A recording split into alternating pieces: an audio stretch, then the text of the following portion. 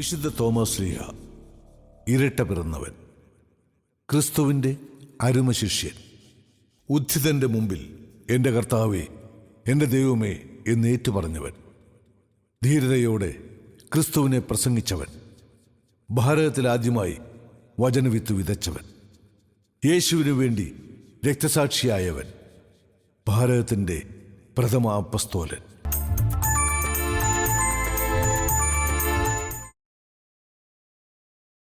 ആർക്കും ഇവിടെ ഒന്നും ചോദിക്കാൻ പാടില്ല, മിണ്ടാൻ പാടില്ല. പ്രായമായി പോയില്ലേ? ഉമ്മറത്തെങ്ങാനം വന്നിരുന്നാലോ ശകാരമായി. ഉടുപ്പിടാതെ പുറത്തിറങ്ങിക്കൂടത്രേ. അല്ല, ഇതെന്താ പോലീസ് സ്റ്റേഷനാണോ? അല്ല, ഒറ്റയ്ക്ക് എങ്ങനെ നിന്നോണ്ട് എന്തൊക്കെയായി വിളിച്ചു കൂവണത്? ബോധം പോയോ? ഓ, അവിടെ ഒരു കിന്നാരം. മൂക്കത്താ ദേഷ്യം, പിന്നെ എങ്ങനെയാ? അമ്മേ വ്യാകുല മാതാവേ, ഞാനൊന്നും പറഞ്ഞില്ലേ? എന്റെ അമ്മേ, ബോധജ്ഞാനത്തിന്റെ സിംഹാസനമേ, ഇതിയാന്റെ താളം പോയോ? എടീ, നമുക്ക് മക്കൾ എത്രയാ? ദൈവമേ, അതും മറന്നുപോയോ? 11 ജീവിച്ചിരിക്കുന്നു, 2 ചത്തുപോയി. അതിൽ തന്നെ 5 പെണ്ണും 6 ആണും. ഇപ്പോ നമ്മൾ ജോസുകുട്ടിയുടെ കൂടെ താമസിക്കുന്നു. ആരാടി ഈ വയസ്സാം കാലത്ത് നമ്മളെ നോക്കേണ്ടത്? ഇത് നല്ല കൂത്ത്. അവൻ നമ്മളെ നന്നായി നോക്കുന്നില്ലേ? നമുക്ക് എന്തെങ്കിലും കുറവ് വരുത്തിയോ? എടീ, ഞാൻ അവൻ 6 ഏക്കർ സ്ഥലവും ഈ പുരയിടവും കൊടുത്തു. എന്തിനാ? നമ്മളെ പ്രായമാവുമ്പോ നോക്കാൻ, അല്ല പിന്നെ. പക്ഷേ ഇന്നവന് നമ്മളെ പുച്ഛ. മുടി മുഴുവൻ നരച്ചില്ലേ? നമ്മളെ കാണാനും കൊള്ളത്തില്ല. പള്ളി പോക്ക് പോലും വിലക്കിയിരിക്കുക. പെരക്കകത്തെങ്ങാനും ഇങ്ങനെ കുത്തിരുന്നോണം. എന്ത് ചെയ്യാൻ? എടീ, പള്ളിയിൽ പോകാതിരിക്കാൻ നമുക്ക് പറ്റുമോ? എൻ്റെ അപ്പൻ കഷ്ടപ്പെട്ട് അധ്വാനിച്ചതാ. അപ്പൻ പറയും, മക്കളെ, വിശ്വാസം കൈവിടാതെ ജീവിക്കണം. തോമാസ് ശ്ലീഹ മാമോദിസ മുഖ്യ കുടുംബക്കാരാ നമ്മൾ.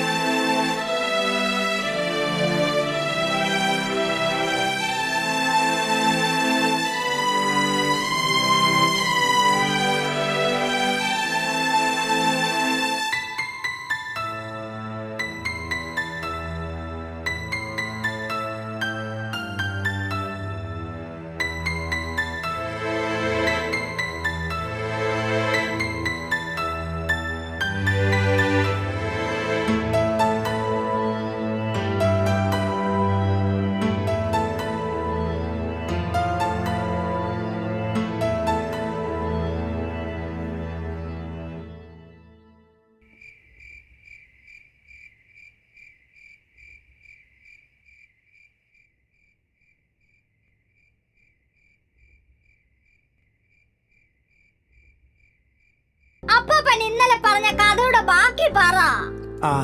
എന്റെ മേരിക്കുഞ്ഞ് വിടിരിക്കും. അങ്ങനെ ഈശോയുടെ 12 ശിഷ്യന്മാരും ലോകത്തിന്റെ വിവിധ ഭാഗങ്ങളിലേക്ക് യാത്രയായി. പത്രോസ് റോമിലേക്ക് പോയപ്പോ നമ്മുടെ തോമാസ് ശ്ലീഹ ഭാരതത്തിലോട്ട് വന്നു. മക്കളെ, നിങ്ങൾക്കറിയാവോ, തോമാസ് ശ്ലീഹ നേരിട്ട് മാമോദിസ മുഖ്യ തറവാടാ നമ്മുടേത്. ആണോ പാപ്പാ? അതെ മക്കളെ, അതിന്റെ ചൈതന്യം നമുക്ക് കളഞ്ഞു വിളിക്കാൻ പറ്റുമോ? അതുകൊണ്ട് എൻ്റെ മക്കള് പള്ളിയിൽ പോകണം, ഈശോയോട് പ്രാർത്ഥിക്കണം, പരിശുദ്ധ അമ്മയെ കൂട്ടുപിടിക്കണം. അതൊന്നും എൻ്റെ മക്കള് മറക്കാൻ പാടില്ല. എടാ, നിന്റെ പേര് തോമസ് കുട്ടിന്നാ. തോമാസ് ശ്ലീഹായുടെ ഓർമ്മയ്ക്കാ ആ പേരേ നിനക്കിട്ടിരിക്കുന്നത്. അപ്പൊ തോമാസ് ശ്ലീഹ വന്നത് നമ്മുടെ വലിയപ്പാപ്പനെ മാമോദിസ മുക്കാൻ തന്നെയാണോ? അല്ല, നമ്മുടെ ഭാരതത്തിൽ യേശുവിനെ പ്രസംഗിക്കാൻ, നമ്മുടെ കൊച്ചു കേരളത്തിൽ ക്രിസ്തുവിന്റെ സഭ പണിയാൻ. അന്ന് ഇന്നത്തെ പോലെ വിമാനമൊന്നുമില്ല. കടലിലൂടെ പായ്ക്കപ്പലിൽ യാത്ര ചെയ്ത് AD 52 കൊടുങ്ങല്ലൂരിനടുത്തുള്ള മാല്യങ്കരയിലാ തോമാസ് ശ്ലീഹ വന്നിറങ്ങിയത്. ഞാൻ കേട്ട് മടുത്ത കഥയാ ഇത്. പുതിയ വല്ല കഥയും പറഞ്ഞു കൊടുക്ക് പിള്ളേരോട്. മാല്യങ്കരയിൽ ഇറങ്ങിയ തോമാസ് ശ്ലീഹ കുണ്ടഫർ രാജാവിന്റെ അടുത്തെത്തി. രാജാവ് മനോഹരമായ കൊട്ടാരം പണിയാൻ ശില്പിയെ അന്വേഷിക്കുകയായിരുന്നു. തോമാസ് ശ്ലീഹ ആ അവസരം മുതലാക്കി നേരെ രാജാവിന്റെ മുന്നിലേക്കെത്തി.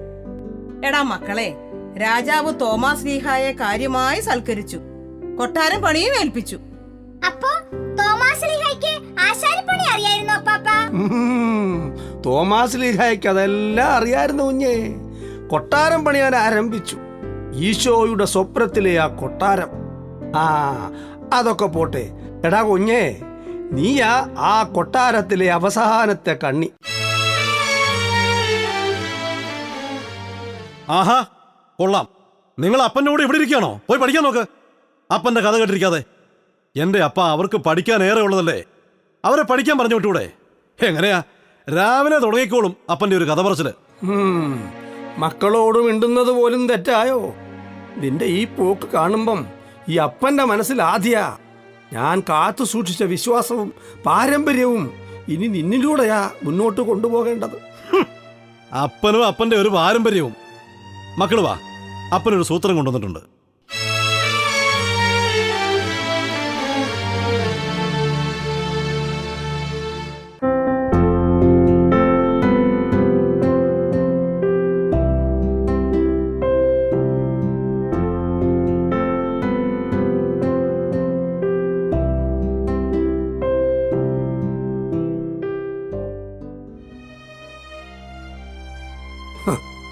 എന്തിനാ ഇങ്ങനെ ജീവിക്കുന്നത് തമ്പുരാനെ? ഒന്ന് വിളിച്ചൂടെ? കേരളത്തിന്റെ മണ്ണിൽ വിശ്വാസവിത്ത് വിധിച്ച തോമാസ് ശ്ലീഹ എന്തുമാത്രം സഹനങ്ങൾ ഏറ്റെടുത്തു. അതിന്റെ മുന്നിൽ നമ്മുടെ സഹനം എന്തോന്നാ അല്ലേടി? ലോകമേ, ഞാൻ പറയും, ഞാൻ ഉറക്കെ പറഞ്ഞുകൊണ്ടിരിക്കും ഈ കഥ. എൻ്റെ അപ്പൻ എന്നോട് പറഞ്ഞു തന്ന പാരമ്പര്യത്തിന്റെ കഥ.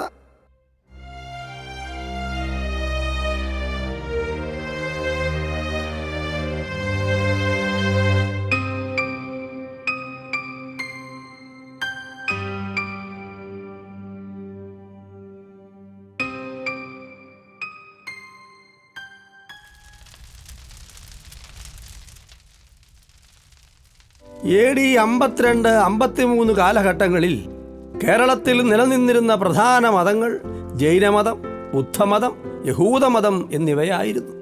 അന്ന് ബ്രാഹ്മണ കുടുംബങ്ങൾ ശക്തി പ്രാപിച്ചിരുന്നില്ല. അന്ന് യഹൂദർ ഏകദൈവ വിശ്വാസികളും ജൈനന്മാരും ബുദ്ധന്മാരും ദൈവമില്ലാത്തവരുമായിരുന്നു. ബ്രാഹ്മണരാകട്ടെ ബഹുദൈവ വിശ്വാസികളും. ഗ്രാമവാസികൾ പ്രകൃതിയെയും കുലദൈവങ്ങളെയും ആരാധിച്ചു പോന്നു. അങ്ങനെയുള്ള സാമൂഹിക പശ്ചാത്തലത്തിലാണ് വിശുദ്ധ തോമാസ് ശ്ലീഹായുടെ കേരള യാത്ര. അങ്ങനെ കേരളത്തിലെത്തിയ തോമാസ് ശ്ലീഹായ്ക്ക് സന്തോഷമായി. കാരണം ധാരാളം യഹൂദ സുഹൃത്തുക്കളെ കണ്ടെത്താൻ സാധിച്ചു. ഒരു ദിവസം മുസിരസിന്റെ കടൽ തീരത്ത്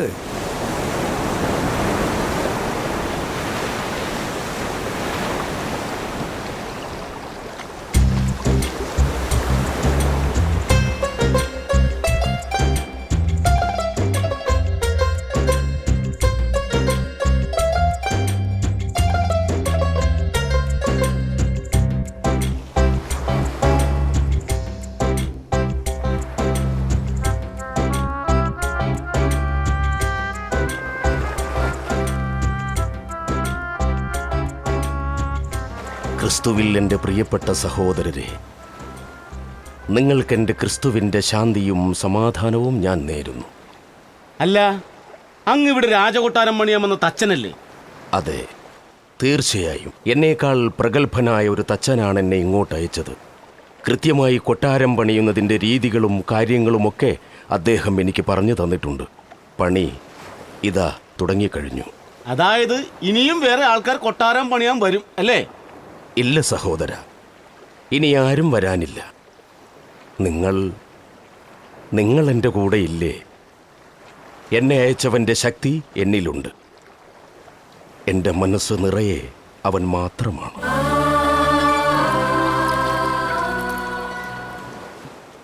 അതെ, ഈ മനുഷ്യൻ കൊട്ടാരം പണിയാൻ വന്നത് തന്നെയാണോ?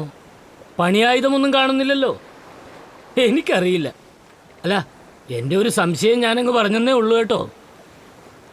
സഹോദര, ഞാനും സംശയങ്ങളിലൂടെ കടന്നുപോയവനാ. അവൻ്റെ കൂടെ 3 വർഷം ജീവിച്ചതാ. യഹോവയുടെ വലിയ കാരുണ്യം അവിടുന്ന് തൻ്റെ പുത്രനെ ലോകത്തിലേക്ക് അയച്ചു. ഈ മനുഷ്യൻ ആരുടെ കാര്യം ഈ പറയുന്നത്? വരാനിരിക്കുന്ന രക്ഷകനെക്കുറിച്ച് തന്നെ. പ്രവാചക വചനമനുസരിച്ച് തന്നെയാ അവൻ ബെത്ലഹേമിൽ ജനിച്ചത്. സകല ജനതകൾക്കും രക്ഷയേകാൻ 30-ാമത്തെ വയസ്സിൽ ലോകത്തിലേക്കിറങ്ങി. അവൻ ഞങ്ങളെ വിളിച്ചു. നമ്മൾ കാത്തിരിക്കുന്ന രക്ഷകനെ കുറിച്ചാണെന്ന് തോന്നുന്നു അവൻ പറഞ്ഞു വരുന്നത്. ആ ശരിയാ, രക്ഷകൻ ബെത്ലഹേമിൽ ജനിക്കുമെന്നാണല്ലോ പ്രവചനം. അങ്ങനെ ഓരോരുത്തരെയായി അവൻ വിളിച്ചു. ഞങ്ങൾ പലരും മുക്കുവരായിരുന്നു. 12 പേരായിരുന്നു ഞങ്ങൾ. 3 വർഷം ഒരുമിച്ച്. ദൈവരാജ്യത്തെക്കുറിച്ചായിരുന്നു അവൻ്റെ സംസാരം മുഴുവൻ. എത്രയോ ഉപമകളിലൂടെ അവൻ ഞങ്ങളുടെ മനസ്സിനെ പിതാവിങ്കലേക്ക് തിരിച്ചു. അല്ല, ക്രിസ്തുവിന്റെ കാര്യമാണോ അങ്ങീ പറഞ്ഞു വരുന്നത്? അതെ, അവൻ ചെയ്ത അത്ഭുതങ്ങൾ എന്നെ ആദ്യമൊക്കെ ഒത്തിരിയേറെ ഭയപ്പെടുത്തി. മുടന്തൻ നടന്നു, അന്ധൻ കാണാൻ തുടങ്ങി, കുഷ്ഠരോഗി സുഖം പ്രാപിച്ചു. എത്രയോ തവണ അവൻ അപ്പം വർദ്ധിപ്പിച്ചു. അപ്പോൾ ഞങ്ങളുടെ മനസ്സ് നിറഞ്ഞ് കവിയുകയായിരുന്നു. പരിശുദ്ധാത്മാവിൻ്റെ ചലനങ്ങൾ ഞങ്ങൾ അനുഭവിക്കുകയായിരുന്നു. കേട്ടിട്ട് ഇവൻ ചില്ലറക്കാരനല്ല. ക്രിസ്തുവിന്റെ കൂടെ നടന്നപ്പോൾ കണ്ട കാര്യങ്ങളൊക്കെയാ പറയുന്നതെന്ന് തോന്നുന്നു. ഇദ്ദേഹം നമ്മളോട് സംസാരിക്കുമ്പോൾ നമ്മുടെ മനസ്സിലും ഒരു സന്തോഷം തോന്നുന്നില്ലേ? ഞാൻ കണ്ട, ഞാൻ കേട്ട, ഞാൻ അറിഞ്ഞ എൻ്റെ ക്രിസ്തുവിനെ കുറിച്ചാണ് ഞാനിവിടെ പറയാൻ വന്നത്. ആ ക്രിസ്തുവിനെ കുറിച്ച് പറയാനാണ് ഞാൻ വന്നതും. ആ ക്രിസ്തുവിന് വേണ്ടി ഒരു കൊട്ടാരം പണിയാനാണ് ഞാനിവിടെ എത്തിയതും. അല്ല, അങ്ങയെ ഞങ്ങൾ എന്താണാവോ വിളിക്കേണ്ടത്? ഞാൻ തോമസ്. ക്രിസ്തുവിൻ്റെ 12 ശിഷ്യന്മാരിൽ എളിയവനായ ഒരു തോമസ്. അല്ല, എന്നിട്ട് ക്രിസ്തു എവിടെ? വരുവോ നമ്മുടെ ഈ കൊട്ടാരം പണിയാൻ? ഞങ്ങൾക്കും കാണാൻ പറ്റുമോ? എൻ്റെ ക്രിസ്തു നിങ്ങളെ കണ്ടുകൊണ്ടാണിരിക്കുന്നത്. നിങ്ങൾ എന്നെ കാണുമ്പോൾ ക്രിസ്തുവിനെ നിങ്ങൾക്ക് മനസ്സിലാകും. ആ, അന്നൊരു രാത്രിയായിരുന്നു. ഗത്സമൻ തോട്ടത്തിൽ പ്രാർത്ഥിച്ചു കൊണ്ടിരിക്കുകയായിരുന്നു. പ്രധാന പുരോഹിതരും ഫരിസേയരും ചേർന്ന് അവനെ ബന്ധിച്ചു. അവനെ അവർ സഹനത്തിന് വിട്ടുകൊടുത്തു. അവന്റെ തലയിൽ മുൾമുടി ചാർത്തി, തോളിൽ കുരിശുമരവും. ആ കുരിശുമരം ഞങ്ങൾക്ക് വേണ്ടി അവൻ ചുമന്നു. അവസാനം ഒരു വെള്ളിയാഴ്ച അവർ അവനെ കുരിശിൽ തറച്ചു കൊന്നു.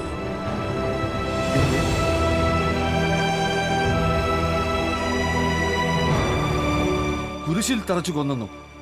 ദൈവത്തെയോ? അതേ മക്കളെ, പ്രവാചക വചനം പൂർത്തിയാകാൻ അവൻ വളരെയേറെ സഹനമേറ്റെടുത്തു. അവസാനം മക്കൾക്ക് വേണ്ടി, നമ്മുടെ പാപങ്ങൾക്ക് വേണ്ടി അവൻ കുരിശിൽ മരിച്ചു. എൻ്റെ ഗുരുവേ, ഈ ജനത്തോട് സംസാരിക്കാൻ അവിടുന്ന് എനിക്ക് ശക്തി തരണമേ. അവൻ കുരിശിൽ മരിച്ചപ്പോൾ ഞങ്ങളും ആകെ പതറി, പേടിച്ചരണ്ടു ഞങ്ങളെല്ലാവരും. പക്ഷേ ഞങ്ങളെയൊക്കെ അത്ഭുതപ്പെടുത്തിക്കൊണ്ട് അവൻ 3-ാം ദിവസം ഉത്ഥാനം ചെയ്തു.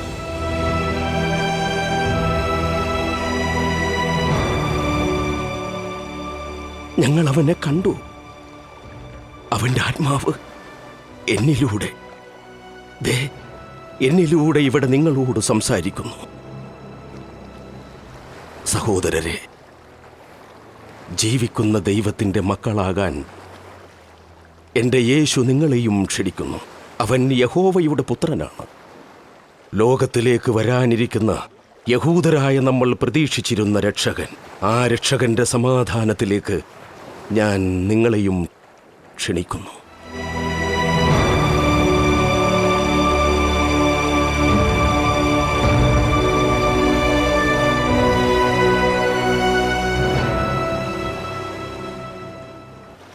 പരിശുദ്ധാത്മാവ് നിങ്ങളിൽ വന്നു നിറയട്ടെ.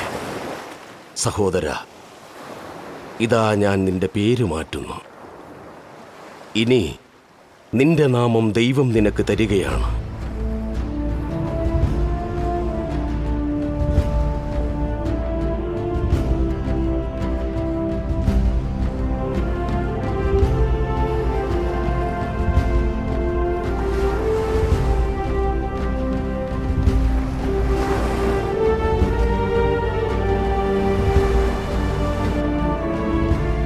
പിതാവിൻ്റെയും പുത്രൻ്റെയും പരിശുദ്ധാത്മാവിൻ്റെയും നാമത്തിൽ നിങ്ങളെ ഞാൻ സ്നാനപ്പെടുത്തുന്നു. പരിശുദ്ധാത്മാവ് നിങ്ങളിൽ വന്നു നിറയട്ടെ.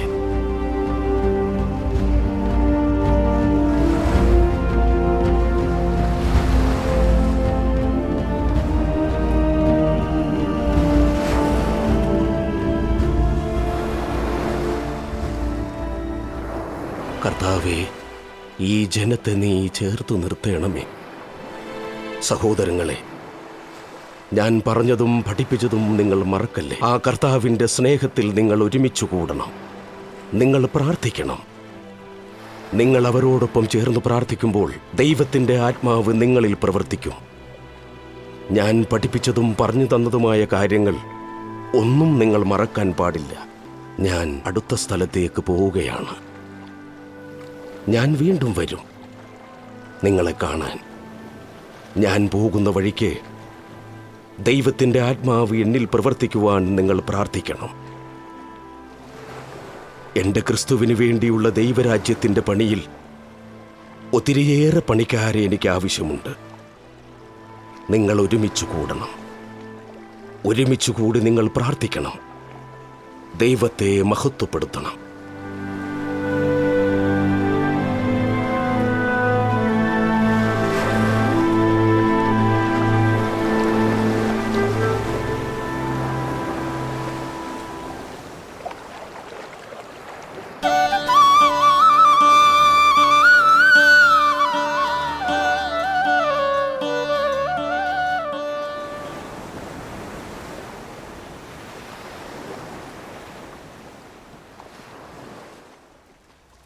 അങ്ങനെ തോമാസ് ലീഹ കേരളത്തിലെ യഹൂദരുടെ ഇടയിൽ ക്രിസ്തുവിനെക്കുറിച്ച് പ്രസംഗിച്ചു. പിന്നീട് കേരളത്തിൻ്റെ മക്കളെ തേടി ഇറങ്ങി. അപ്പോൾ ക്രിസ്തുവിന്റെ വേറെ ശിഷ്യന്മാരാരും കേരളത്തിൽ വന്നില്ലേ? ഇല്ല, അവരും തോമാസ് ലീഹായെ പോലെ ലോകത്തിൻ്റെ പല ദിക്കുകളിലേക്കും യാത്ര ചെയ്തു. അവർ ചെന്നിടത്തൊക്കെ പരിശുദ്ധാത്മാവ് പ്രവർത്തിച്ചു. ഭാരതത്തിലേക്ക് തോമാസ് ലീഹ വന്നു. പ്രാർത്ഥനയിൽ അവർ ഒരുമിച്ചുകൂടി. കർത്താവിൻ്റെ ആത്മാവ് അവരെ സംരക്ഷിച്ചു. അന്ന് പള്ളികളുണ്ടായിരുന്നോ? ഇല്ല, വീടുകളിലായിരുന്നു അവർ ഒരുമിച്ചുകൂടി പ്രാർത്ഥിച്ചിരുന്നത്. അന്നത്തെ കാരണവന്മാർ കഷ്ടപ്പെട്ട് അധ്വാനിച്ച് അവരുടെ അധ്വാനത്തിൻ്റെ ഏറ്റവും ഫലഭൂയിഷ്ടമായ ഭൂമി ദൈവത്തിനു വേണ്ടി അവർ മാറ്റിവെച്ചു. എൻ്റെ അപ്പൻ ഇവിടെ വരുമ്പോൾ പള്ളിയില്ല, പട്ടക്കാരില്ല. അപ്പൻ 10 ഏക്കർ ഭൂമി പള്ളിക്കായി മാറ്റിവെച്ചു. പള്ളി പണിയിച്ചു.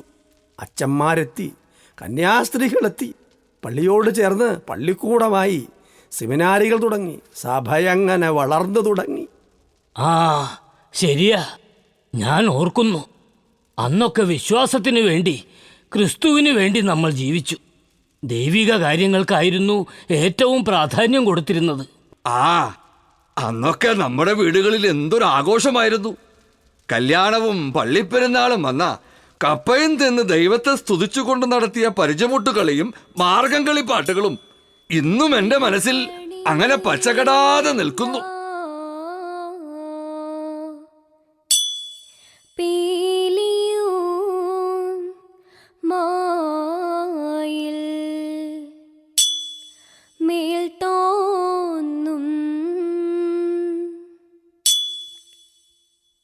മേനിയും തേതെ പിടിത്തതൺ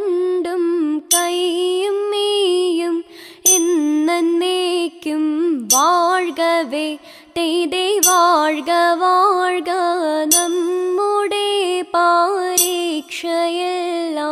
ഭൂമിമേൽ തെയ്തേ വഴിക്കുറായി നടക്ക വേണ്ടി വന്നവരോ നാമെല്ലാം തെയ്തേ അഴിവുകാലം വന്നടുത്തു അലയുന്ന നിൻ മക്കളെ തെയ്തേ അഴിയായി വണ്ണം കാത്തരുൾവാൻ കഴിവു പേശുക മാർത്തോമൻ തെയ്തേ പട്ടുടൻ പാണിപ്പൊടവ പവിഴമുത്തു മാലയും തെയ്തേ അലങ്കരിച്ച പന്തലിൽ വന്നുതക വേണം മാർത്തോമൻ തെയ്തേ അലങ്കരിച്ച പന്തലിൽ വന്നെഴുന്തരുൾക മാർത്തോമൻ തെയ്തേ അലങ്കരിച്ച പന്തലിൽ വന്നരുൾട്ടരെ താകർക്കു തീർത്താതിമൃതത്തെ.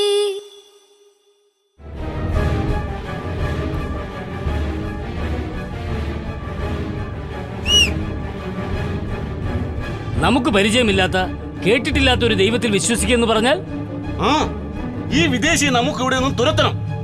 എത്ര പേര് അവന്റെ കൂടെ കൂടുന്നത്? നമ്മൾ സൂക്ഷിക്കണം. അവന്റെ കൂടെ ആൾക്കാർ കൂടുന്നത് നിങ്ങൾ കാണുന്നില്ലേ? നമ്മുടെ ആൾക്കാരെ പിടിച്ചു നിർത്തണം. തക്കം കിട്ടിയാൽ പതിയിരുന്ന് ആക്രമിക്കണം. നമ്മൾ ഒരിക്കലും അവനെ ജീവിക്കാൻ അനുവദിച്ചുകൂടാ. പറ്റുമെങ്കിൽ കൊന്നേക്കണം. ഞാൻ ആ ജോലി നിങ്ങളെ ഏൽപ്പിക്കാൻ പോവുകയാ. ഞങ്ങൾ കുന്തമെറിഞ്ഞാൽ ഒരിക്കലും ഉന്നം പിഴയ്ക്കില്ല. അതിനുള്ള മേക്കരുത്ത് ഞങ്ങൾക്കുണ്ട്.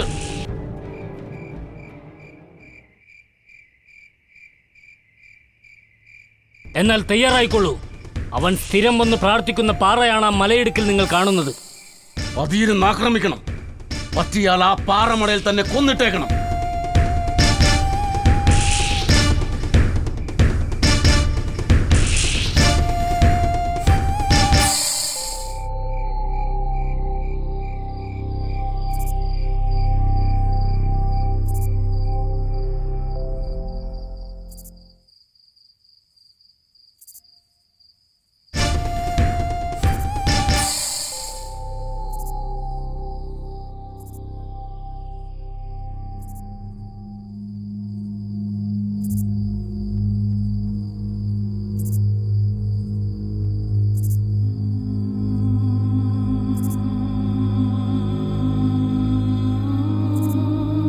എന്റെ ദൈവമേ, ഈയുള്ളവൻ പൂർണ്ണ മനസ്സോടെ അങ്ങയെ സ്തുതിക്കുന്നു.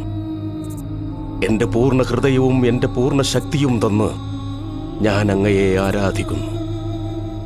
അങ്ങ് എന്നിലൂടെ എന്തുമാത്രം ശക്തിയോടെ പ്രവർത്തിക്കുന്നു.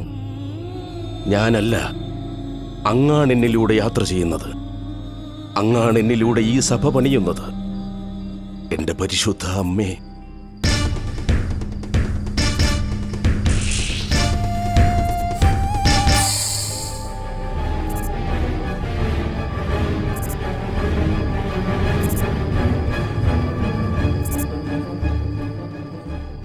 മാതാവേ, അമ്മയും എൻ്റെ കൂടെ ഉണ്ടായിരുന്നെങ്കിൽ.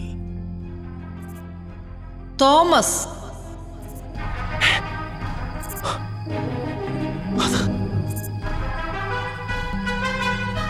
അമ്മയുടെ സ്വരമല്ലേ? അമ്മയാണോ എന്നെ വിളിച്ചത്? തോമസ്, ഇത് ഞാനാണ്. അമ്മേ, അമ്മ അമ്മ എവിടെയാണ്? തോമസ്, ഞാൻ സ്വർഗത്തിന്റെ സൗഭാഗ്യം അനുഭവിക്കുന്നു. എന്റെ മകൻ യേശു പഠിപ്പിച്ചതൊന്നും മറന്നിട്ടില്ലല്ലോ. ഈ അമ്മയ്ക്ക് ഒത്തിരി സന്തോഷമുണ്ട് കുഞ്ഞെ. നീ ഭൂമിയിൽ സ്ഥാപിക്കുന്ന സഭ നിന്റെ നാമത്തിൽ സ്വർഗത്തിലും പണിയപ്പെടുന്നു. ഈ അമ്മ ഒരു സ്വപ്നം കണ്ടു കുഞ്ഞെ. അമ്മേ, അമ്മ സ്വപ്നത്തിൽ എന്താണ് കണ്ടത്? ലോകം മുഴുവൻ എന്റെ മക്കൾ ക്രിസ്തുവിനെ പ്രസംഗിക്കുന്നു. അവരും അവന്റെ സഹനം ഏറ്റെടുക്കുന്നു. ഈ സ്വർഗം നിങ്ങൾക്കായി ഒരുങ്ങിക്കൊണ്ടിരിക്കുന്നു. മക്കളെ, നിങ്ങൾ ധൈര്യമായി യാത്ര ചെയ്യുവിൻ. നിങ്ങൾ ധൈര്യമായി ക്രിസ്തുവിനെ പ്രസംഗിക്കുവിൻ. പരിശുദ്ധാത്മാവ് നിങ്ങളിൽ ശക്തിയോടെ പ്രവർത്തിക്കുന്നു. നിങ്ങളിലുള്ളവൻ നിങ്ങളെക്കാൾ ശക്തനല്ലേ? സ്വർഗത്തിന്റെ അനുഗ്രഹം നിന്നോടൊപ്പമുണ്ട് തോമസ്. അമ്മേ, ഞാൻ വിശ്വസിക്കുന്നു. അമ്മേ, ഞാൻ ഒറ്റയ്ക്കല്ല യാത്ര ചെയ്യുന്നത്. എന്റെ കർത്താവ് എന്റെ കൂടെയില്ലേ? കർത്താവിന് വേണ്ടി മരിക്കാനും ഞാൻ ഒരുങ്ങിക്കഴിഞ്ഞു.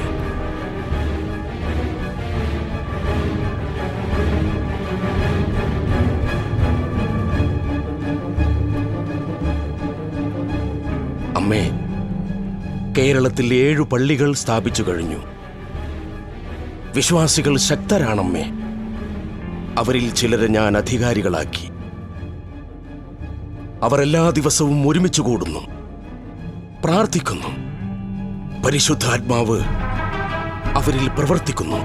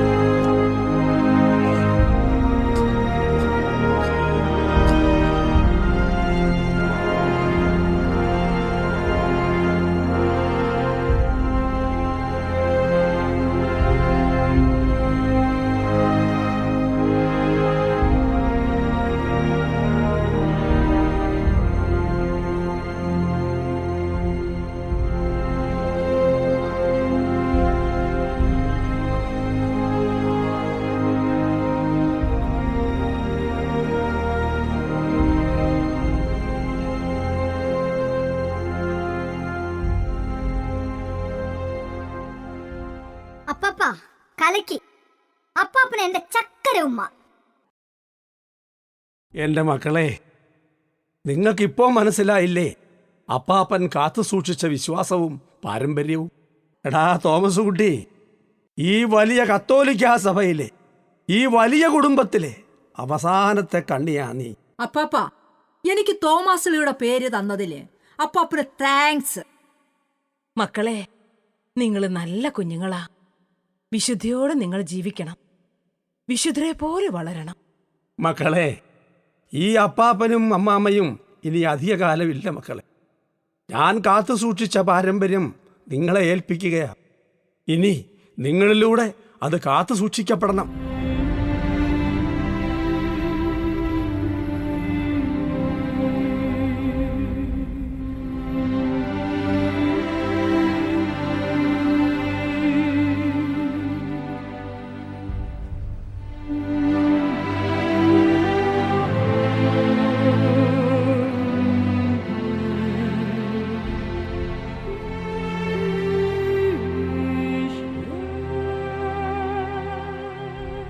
എന്റെ തോമസ് കുട്ടി, നീ ഇഞ്ഞ് വന്നേ.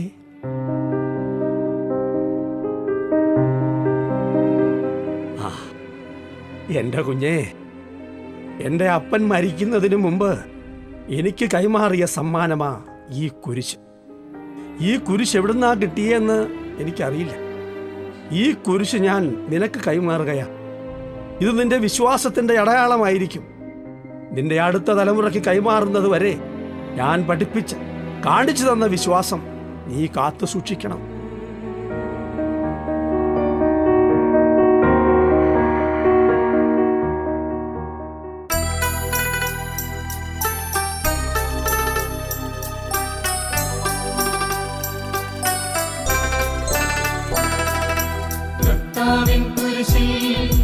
അഭിമാനിതനാണീ കരയിൽ നിത്യം ഞാൻ. അവനെ ലോകമെനിക്കെന്നും ക്രൂശിതമാണെന്നറിവു ഞാൻ. മണ്ണിലു ഞാനും ക്രൂശിതനായി നിലകൊള്ളുന്നു.